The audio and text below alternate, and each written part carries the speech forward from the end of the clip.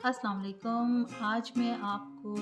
आज मैं एक न्यू वीडियो बना रही हूँ, काफ़ी दिनों के बाद उर्दू वर्जन में बना रही हूँ। तो जैसे कि मैंने वीज़ा का आपको बताया किस तरह से अप्लाई करने के बाद जब आपका वीज़ा आ जाता है तो ऑफ़ कोर्स आपको यहाँ आपने ट्रैवल करना है। जैसे ही आप यहाँ इस्तांबुल तुर्की में पहुँचते हैं तो आपके पास जिस दिन से आपको स्टैंप लगा के वो इमिग्रेशन वाले पासपोर्ट देते हैं, उस डेट से लेकर 30 डेज़ आपके पास होते हैं। उन 30 डेज़ में आपको टीआरसी के लिए अप्लाई करना है।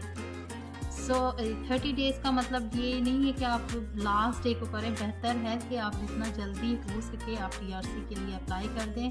जैसे कि मैंने 3rd वीक में अप्लाई किया था, क्योंकि मैं यहाँ पे बिल्कुल ज़ीरो पे आई थी, मैं किसी को नहीं जानती थी, मैं फुल्ली अपने सेल्फ पे आई थी और काफ़ी डिफ़िकल्ट था जब ये जो टीआरसी के डॉक्यूमेंट हैं कलेक्ट करना। तो सबसे जो पहला और इम्पोर्टेंट डॉक्यूमेंट है जो जिसके बगैर आप और कोई डॉक्यूमेंट नहीं ले सकते, सबसे पहला जो डॉक्यूमेंट है वो है house rental agreement, contract copy of जो जहाँ पे आप रहेंगे। तो अब कॉन्ट्रैक्ट कॉपी तो तभी बनेगी जब आप घर ढूँढेंगे। तो यहाँ पे जो घर ढूँढना है वो बहुत ही डिफ़िकल्ट काम है, ख़ास करके उनके लिए जो बंदे फर्स्ट टाइम आए हों और किसी को भी नहीं जानते हों, जैसे मैं थी यहाँ पे। तो मैंने होटल 1 वीक की बुक करवाई थी, लेकिन 1 वीक वाज़ नथिंग, उसमें 1 वीक में कुछ भी नहीं हो सका था, क्योंकि घर यहाँ पे ढूँढना बहुत मुश्किल काम है।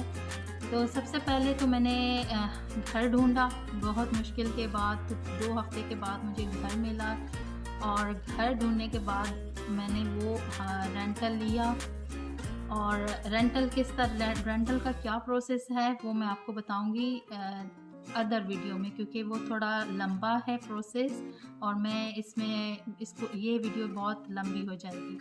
तो जब आपके पास रेंटल एग्रीमेंट आ जाता है उसके बाद आपको चाहिए होगी हेल्थ इंश्योरेंस, क्योंकि जब तक आपको घर की एड्रेस नहीं मिलती तब तक आप कुछ भी नहीं कर सकते यहाँ पे।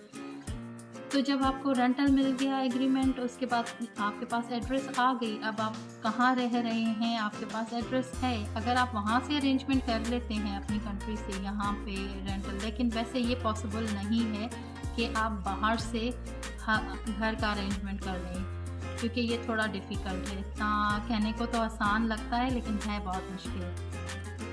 तो जब आपके पास एड्रेस मिल जाती है, आप सबसे पहले जाएंगे हेल्थ इंश्योरेंस ऑफिस, जो यहाँ पे बहुत ज़्यादा हैं, काफ़ी आपको इजीली मिल जाएंगी, हर जगह पे होती हैं, जिनको कहते हैं सिगोरता। तो आप हेल्थ इंश्योरेंस लें। हेल्थ इंश्योरेंस सिर्फ एडल्ट की होती है, बच्चों की नहीं होती। जैसे अगर बड़ा स्टूडेंट आ रहा है, एडल्ट स्टूडेंट आ रहा है, तो उसकी तो होगी ही हेल्थ इंश्योरेंस। वो आपने लेनी है 1 ईयर की, क्योंकि वीज़ा यहाँ पे 1 ईयर का मिलता है।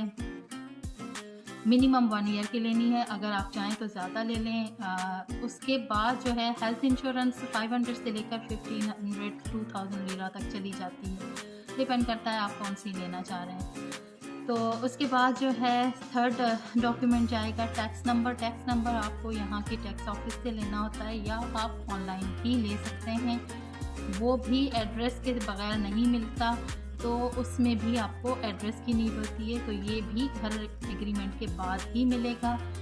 देन आपका आ जाता है पासपोर्ट की ट्रांसलेशन कॉपी करवाना, और क्योंकि यहाँ पे जो है इंग्लिश में बहुत कम चलता है, तो जो आपका पासपोर्ट है उसको आपने ट्रांसलेट करवाना है तुर्किश में। उसके बाद उस पेपर पे जिस पे ट्रांसलेशन हुई है उस पेपर पे आपने नोटर से साइन करवाना है, नोटरी पब्लिक से। तो ये वो ट्रांसलेशन वाला बंदा ही आपको नोटर करवा के देगा, लेकिन उसकी एक फ़ीस है। देन उसके बाद आपका जो नेक्स्ट प्रोसेस है वो है मैरिज सर्टिफिकेट। अगर आप यहाँ सिंगल पर्सन आई हैं, सिंगल पेरेंट आई हैं या आए हैं, तो उसके लिए आपको मैरिज सर्टिफिकेट भी ट्रांसलेट करवा के उस पे भी नोटर साइन करवाना है। फिर बच्चों का बर्थ सर्टिफिकेट आपने करवाना है, ट्रांसलेशन नोटर। उसके बाद आ जाता है मेन इम्पॉर्टेंट, जो मैंने आपको वीज़ा के लिए भी बताया था। वीज़ा में भी रिक्वायरमेंट थी और लेकिन यहाँ पे भी उस डॉक्यूमेंट की रिक्वायरमेंट है, वो है कंसेंट लेटर। कंसेंट लेटर आप, जब मैंने अप्लाई किया था तो मुझसे तुर्किश एम्बेसी ने ओरिजिनल ले लिया था, तो मुझसे गलती ये हो गई थी, मुझे नहीं पता था कि यहाँ टीआरसी में भी चाहिए होगा।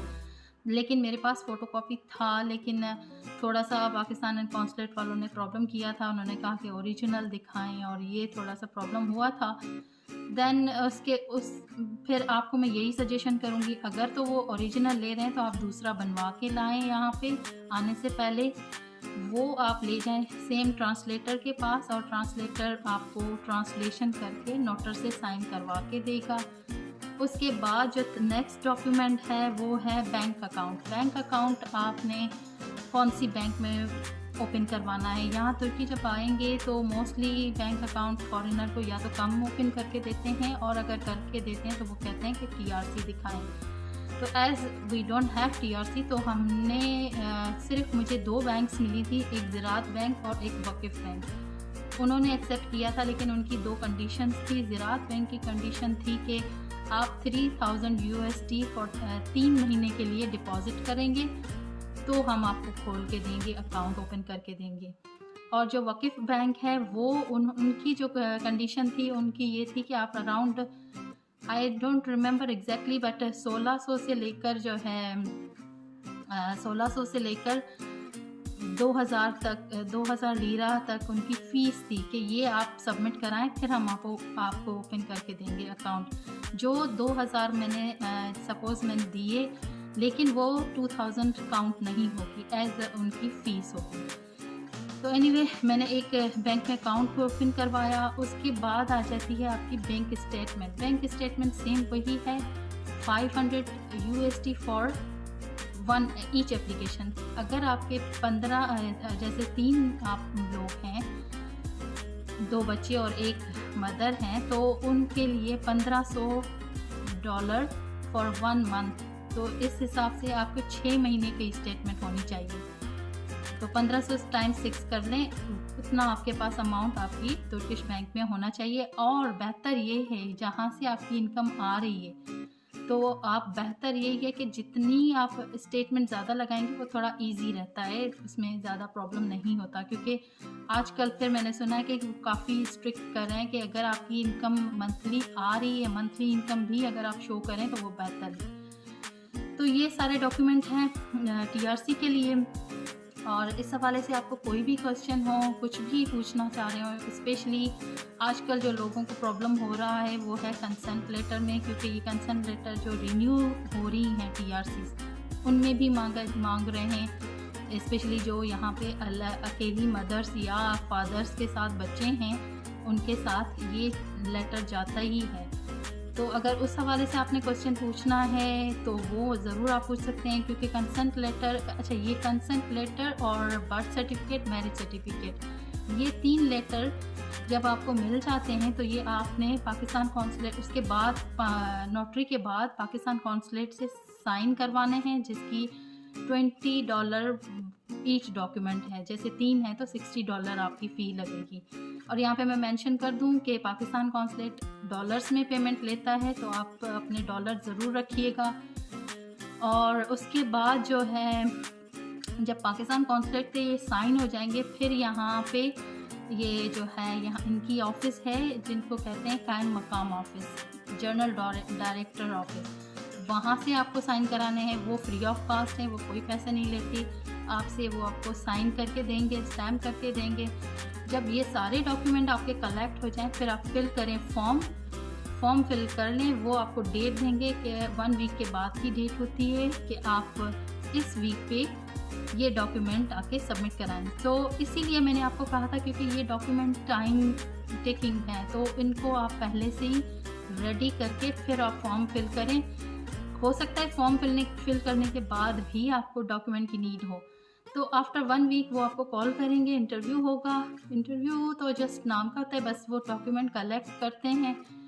स्टिल अगर कोई डॉक्यूमेंट मिसिंग है, वो आपको फिर दोबारा 30 दिन देते हैं कि आप इन 30 डेज़ में ये डॉक्यूमेंट फाइंड करके आएँ, ये लेकर आएँ, तो फिर भी कोई प्रॉब्लम नहीं होगा। वंस अगर आपका वीज़ा भी ख़त्म हो जाता है, जब अगर आपने अप्लाई कर लिया, वीज़ा ख़त्म हो गया, तो कोई टेंशन नहीं है। आप आराम से 1 महीने के अंदर जो मिसिंग डॉक्यूमेंट है वो कंप्लीट करके उनको सबमिट करा सकते हैं। तो ये सारे डॉक्यूमेंट हैं, आप देखिएगा, और कुछ भी पूछना हो, कोई सवाल हो, कुछ पूछना हो, आप ज़रूर पूछिएगा मुझसे मैसेज में।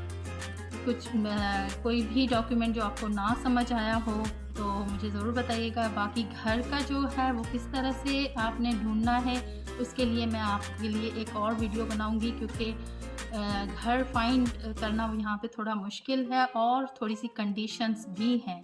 तो इस हवाले से ये वीडियो बहुत लंबी हो जाएगी। तो इंशाल्लाह मिलते हैं अदर वीडियो में। Please comment and subscribe my channel, because this is very helpful for the people who want to come here. तो शेयर करें, बहुत ज़्यादा हो सकता है किसी को फ़ायदा हो जाए इस वीडियो से। Thank you so much. इंशाल्लाह मिलते हैं अगली वीडियो में।